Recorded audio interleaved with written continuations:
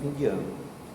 E eu fiquei embatucado, porque eu venho para o centro espírita. Não, eu estou falando você, na sua atividade pessoal, porque é isso que conta.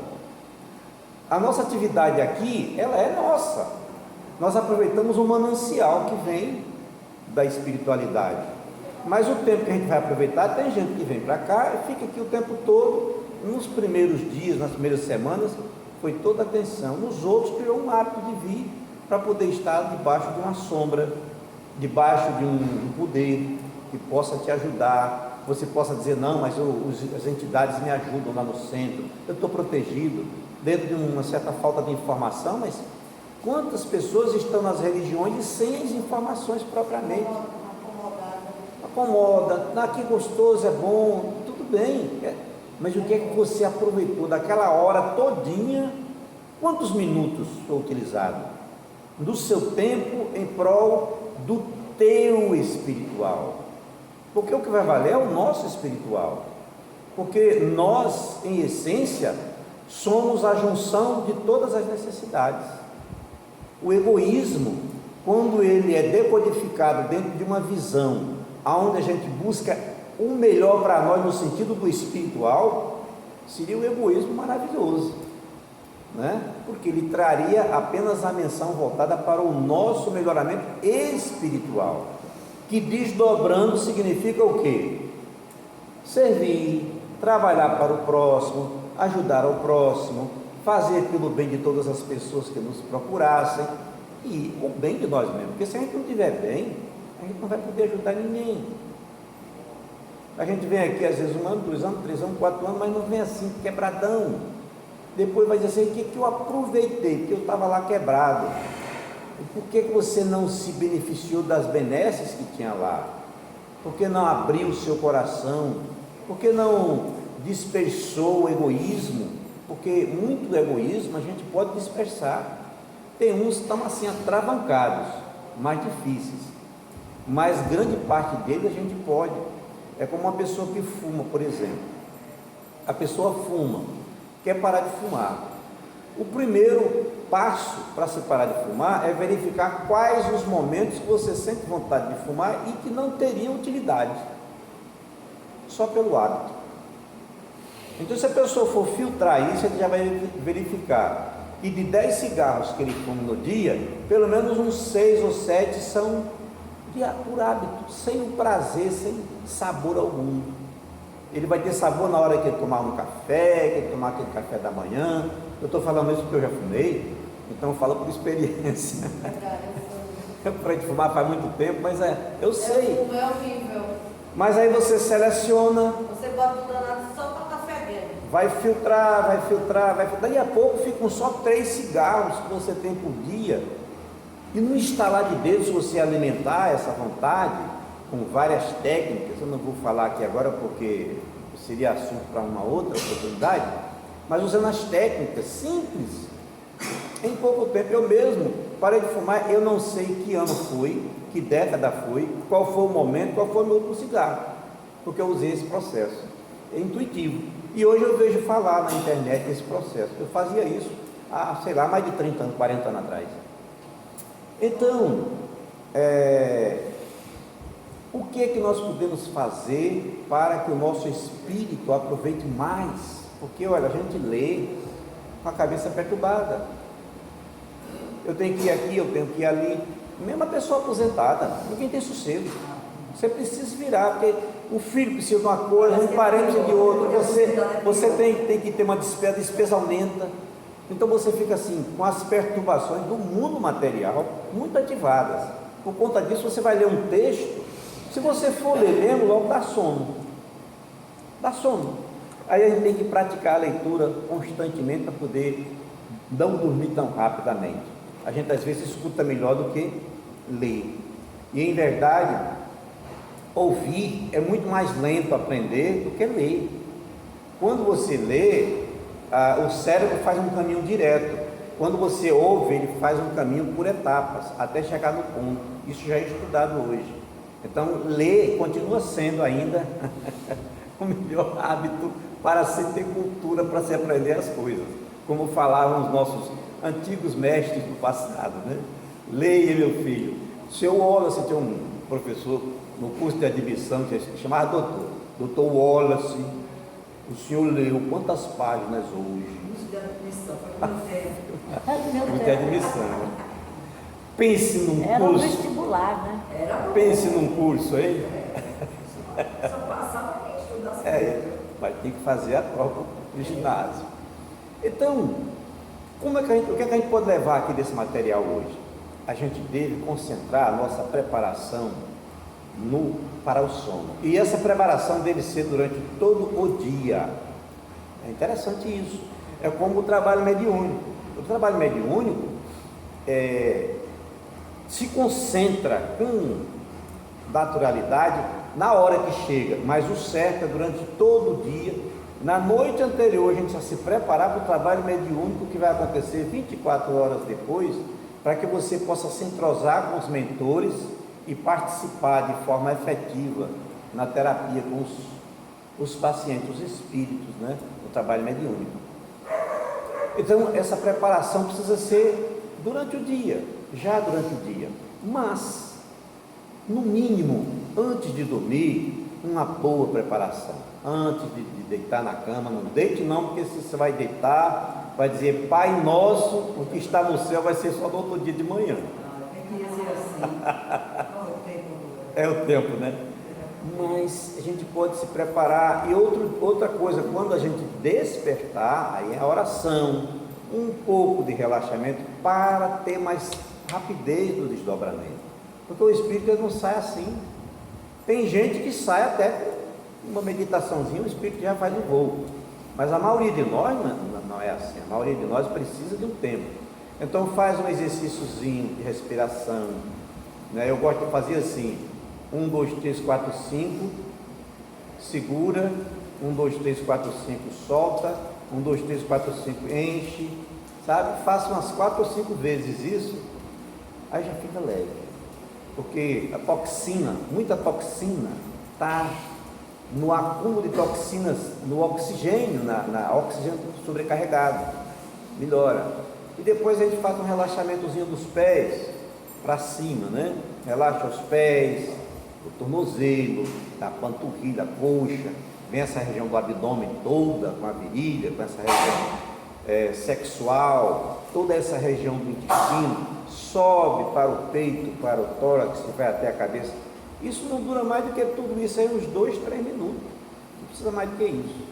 Uma boa prece. Aí ele vai, e naturalmente pedir que os mentores estejam ali conduzindo a gente para as aulas. Olha, André Luiz nos revela que lá no mundo espiritual existem palestras. Interessante é que é onde eu fui entender por que é que hoje, nos dias de hoje, eu falo dia de hoje há mais de 30 anos, porque quando eu me conscientizei disso já tem muito tempo, mas eu diria assim, nos dias de hoje, mas nos dias de hoje está mais forte, mais presente. Você vê muitos irmãos que são de diversos campos do cristianismo com uma linguagem semelhante. O irmão chamado hoje popularmente de evangélico, né, das igrejas reformadas, ele era muito mais preso à forma de falar totalmente travada, só eles que faziam daquele jeito. Hoje a gente vê diferente, a gente vê muitos irmãos que são bem light e são até pastores. A senhora estava falando aqui agora que quando vai para o sertão dorme na casa de um padre. A senhora que estava ali, e ela vai fazer o trabalho espírita e dorme na casa do padre. Então, onde é que está a razão disso estar congregando? Onde está a razão? No mundo espiritual. E quem é que passa por isso? São os espíritos, os irmãos evangélicos, espíritas, os católicos. Eles se juntam, aqueles que estão num certo nível de compreensão, estão todos lá. E André Luiz nos traz, nas palestras de Calderaro, nas palestras dos ministros, lá no nosso lar, ele mostra que isso ocorre diariamente em diversos lugares do globo terrestre. Então a gente está aqui, vai, quando volta, traz uma sobrecarga. Aí eu vou ler a questão 404, porque senão o tempo passa, e ela já vai trazer uma resposta também em cima disso. 403 foi a outra, né? 404. Que pensar da significação atribuída aos sonhos? Porque nós já estamos falando disso, né?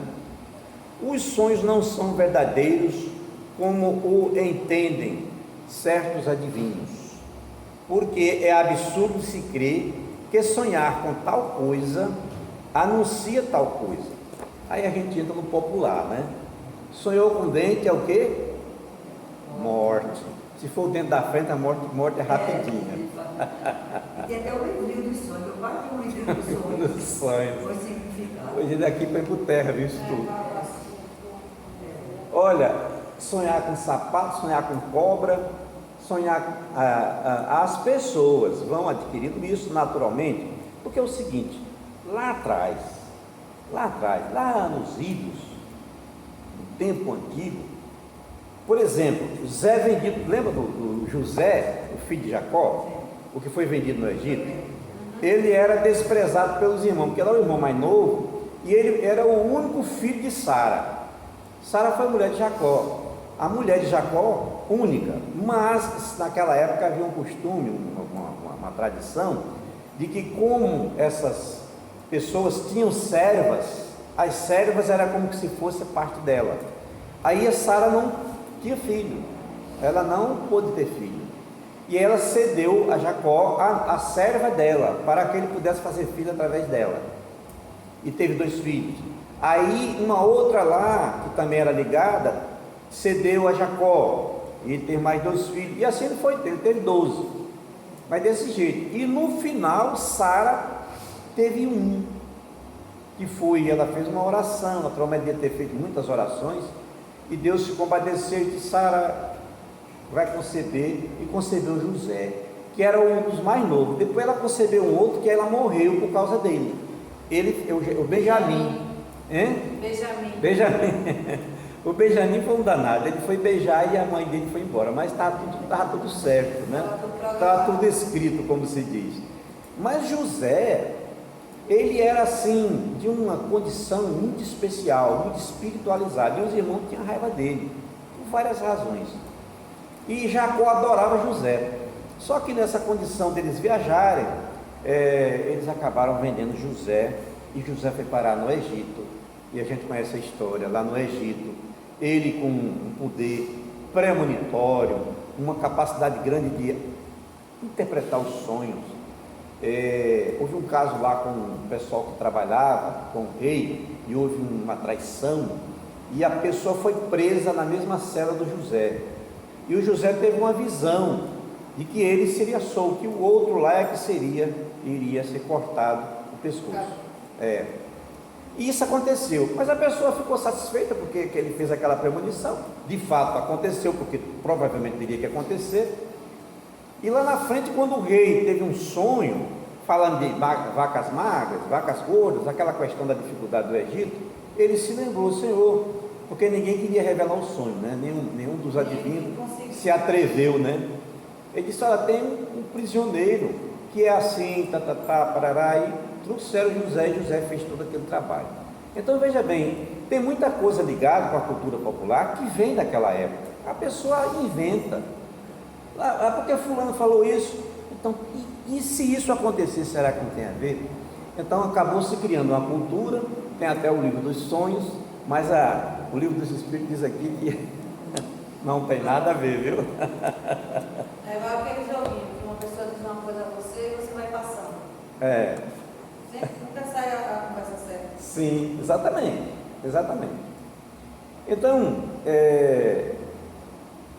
agora, eles são verdadeiros no sentido de que apresentam imagens reais para o espírito. Então, não significa dizer que haja uma mentira. O espírito sonhou com dente, sonhou com dente.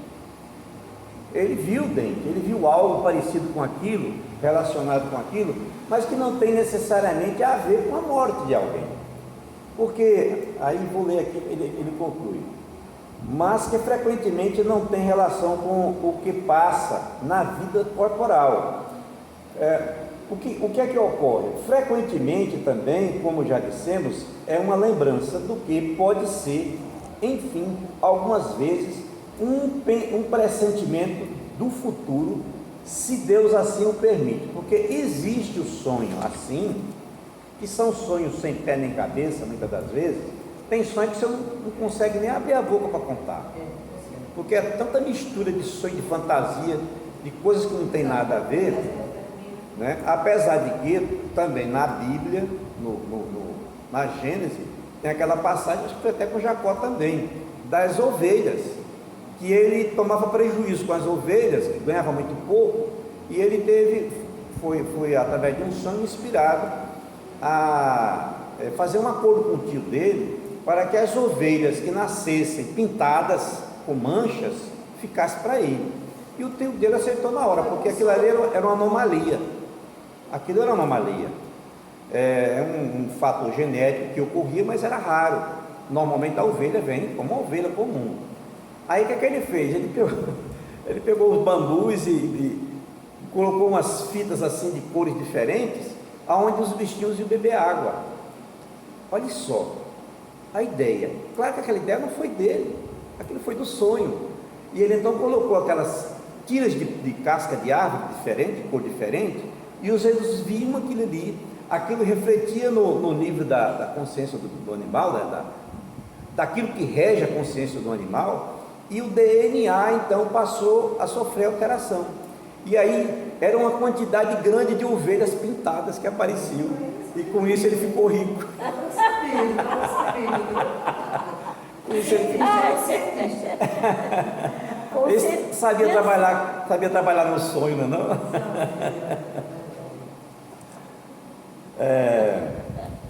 Não tendes numerosos exemplos de pessoas que aparecem em sonhos e vêm advertir seus parentes ou seus amigos o que lhes acontece? Então acontece muita coisa que tem realidade. Eu esse dia conversando com uma pessoa, ele disse: ó, seu Wallace, eu sonhei com uma pessoa do PSF da cidade lá dela, que aquela pessoa ia sofrer um acidente. Aí eu fui, eu conheço, não tenho intimidade, mas conheço. E eu fui falar com essa pessoa, só que na hora eu fiquei assim, sem saber o que fazer, porque poderia meter um medo nela, né? Poderia causar um grande medo nela. E o que é que o senhor me aconselha? Eu disse: olha, se você pudesse sutilmente trazer alguma coisa, porque se a senhora sonhou, pode ser que ela também foi avisada, com certeza. Se você disser um toque sutil, vai viajar, minha irmã? Oh, que coisa boa, vai viajar, mas ore antes de viajar, faça uma prece, sabe como é que é viagem? A pessoa vai se tocar, e de repente essa prece pode mudar, porque a prece muda. O Miramês, no livro do Miramês, eu não lembro agora o nome desse livro, acho que daqui a pouco eles vão mandar aqui para a minha cabeça. Ele conta que um ônibus estava com espíritos que tinham um resgate coletivo, e aquele ônibus ia sofrer um acidente. Foi no resgate coletivo, porque as pessoas não apresentaram mudanças. É aí que está a diferença. Se a gente não modificar, o nosso DNA prevalece.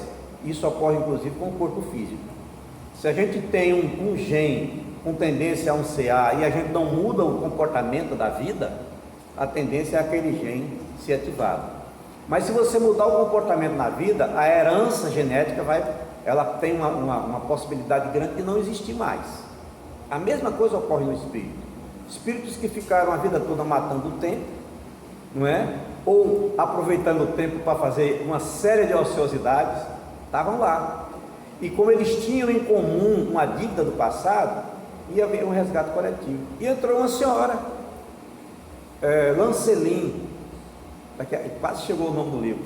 Lancelin, que é um dos autores que participa do livro, ele conta que entrou uma senhora no ônibus, que era quem livremente tinha uma creche, era professora, tirava do dinheirinho dela para poder fazer aquela creche, e ela é quem cuidava da creche. Era um processo de crescimento interior que ela tinha, uma obrigação que ela tinha, um dever, uma devoção. Ela entrou no ônibus, mas aí não tem nada demais. Quando ela sentou, o que é que ela fez? Ela puxou um livrinho desses de bolso que tem mensagem, leu a mensagem e fez uma prece. Senhor, nesse instante, protege esse ônibus para que eu possa chegar onde eu preciso. O senhor sabe, né, Senhor? Eu tenho as minhas crianças. Ô, cobrança aí. Lembrou, o senhor esqueceu. Oh, meu Deus, não tem como, né? Então estava tudo programado. Aí o que aconteceu? O ônibus, o que eles iam fazer? O ônibus ia chegar numa determinada área e ia dar sono no motorista. E o motorista já estava dormindo, já estava cochilando, batendo os olhinhos assim pesado. Quando o ônibus começou a sair da pista, chegou a notícia, porque a notícia também não é assim tão rápido não, né? O camarada pede, é passado para lá e dá um tempinho para poder vir a notícia. Só olha, evita o acidente. E eles evitaram o acidente na hora que o ônibus já estava atravessando a faixa. E aí eles lançaram um magnetismo no motorista, o motorista despertou, controlou e saiu. Simplesmente por causa daquela condição espiritual, da oração. Veja que é um conjunto de coisas. Então nós não podemos abrir mão, jamais, de dormirmos sem esse preparo. Vamos lá. Quando adquirimos a certeza de que aquilo que vistes realmente ocorreu, não é uma prova de que a imaginação tomou parte em nada, sobretudo se essa coisa não esteve de modo algum em vosso pensamento durante a vigília. Ele está ainda comentando a questão de você influenciar o sono. Alguma coisa que impressionou no dia e aquilo vai influenciar no sono, você acaba sonhando. Sonhei com fulano, tive com ele hoje. Rapaz, sonhei com você ontem, a gente se encontrou, acontece muito isso. E N fatos que justificam isso. Mas o que a gente deve considerar aqui, a base de tudo, é realmente a preparação para o sono. Aí vamos aquela parte que você trouxe, como é que é? Fala de novo, tu lembra? Por que a gente senta com o espírito tão cansado? Sim. O corpo não está cansado, mas o espírito está tão cansado que a gente não tem ação para nada. Sim. Ela quer saber como é que o espírito descansa. Foi você que perguntou. Resumindo assim. O que é que ocorre? Na vida, nós temos o peso do dia, o peso do mundo. E a nossa mente, muitas das vezes, ela fica tão ativada, a mente gasta muita energia. A mente gasta muita energia. Então, é tanto que a pessoa, quando desloca a mente com excessividade, ela precisa de uma terapia psiquiátrica. Ela não consegue dominar, ela começa a falar coisas sem sentido, ela perde o equilíbrio. Então, aquilo, de alguma forma, reflete no espírito, porque nós somos o espírito. Nós somos o espírito. O corpo não é separado do espírito, nós somos uma unidade. O corpo só separa do espírito porque ele não tem força para continuar aderido, né? Na aderência do espírito. Se ele não tem, ele se desfaz. Mas nós somos uma unidade. E isso pode sobrecarregar o espírito? Pode. A pessoa, quando está devendo muito, ela fica pensando tanto o que é que vai fazer para pagar, que ela precisa de ir no psiquiatra para tomar uma medicação, para ali, naquela conexão do cérebro, haver um produto que inibe, para ele não ficar biruta. Então, quando esse espírito retorna para a espiritualidade, no descanso do corpo, se ele não tiver uma visão espiritual consciente aqui, para onde é que ele vai? Ele vai para lá com a cabeça pesada, pensando em desgraça, às vezes pensando até em suicídio, atrai pessoas semelhantes que estão com aquele mesmo tipo de vínculo, e quando ele volta sobrecarregado, aí acorda super cansado. O meu pai dizia, Mas eu estou estou tão cansado. Esse é um exemplo que eu trouxe assim, extremo, mas pode ocorrer em outros níveis. Por quê? A nossa companhia espiritual é quem vai prevalecer na nossa condição de retorno para a vida. Por que é que a gente vai? A gente vai para a gente retornar bem. Agora, se a gente vai para sexo, o que tem? Olha, nesse plano que a gente vive, a sexolatria é o que mais atua. Você sabe quem é que mais fatura no planeta Terra? Filme pornô. É quem mais fatura mais do que remédio. A indústria farmacêutica não tem isso aí? Pois A indústria pornô fatura muito mais. A indústria da beleza, sem deturpar a beleza, né? Sem deturpar a beleza, mas de alguma forma tem um mérito, né? Está relacionado, é naqui um dos campos que mais tem receita, é a indústria da beleza. Hoje as indústrias, as empresas crescem, daqui a pouco começa a aparecer um viés de venda de produto de beleza, porque o consumo é alto. Então, se a pessoa sai daqui cansado e vai dar vazão aos seus instintos primitivos, meu filho, ele vai se desgastar lá. Olha, lá tem gente para usar droga, assim. Os drogatinos, coitados, eu conheço um trabalho, um livro de um médico lá de Uberaba, do sanatório de Uberaba, o doutor Inácio. Ele faz um trabalho na espiritualidade, ele tem um espírito que chama Zé Grosso, trabalha com ele. Zé Grosso, o trabalho dele é ir para essas regiões para aliviar, porque eles aliciam os jovens de 12 anos, de 13 anos, são aliciados para lá, dorme e vai para lá. Então, o que é que a gente traz hoje de bom nesse estudo, para o dia de hoje? Culto do Evangelho no lar, trabalhar as nossas crianças, aplicar o passe, seja de que religião for, aplique passe para os seus filhos. Nós precisamos fazer isso em casa com a Flora, que não vive com a gente direto, mas precisa. O passe dentro de casa, o passe é uma coisa, não precisa ser no centro não. Lá não pode, da incorporação para espírito. Passe a orar.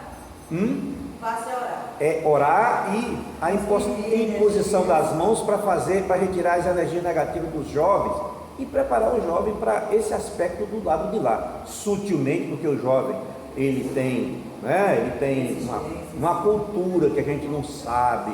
A gente não sabe onde é que no tempo de Deus, onde é que ele vai ter um problema psiquiátrico que ele poderá ter. Nós poderemos ter daqui a pouco, a gente fala assim.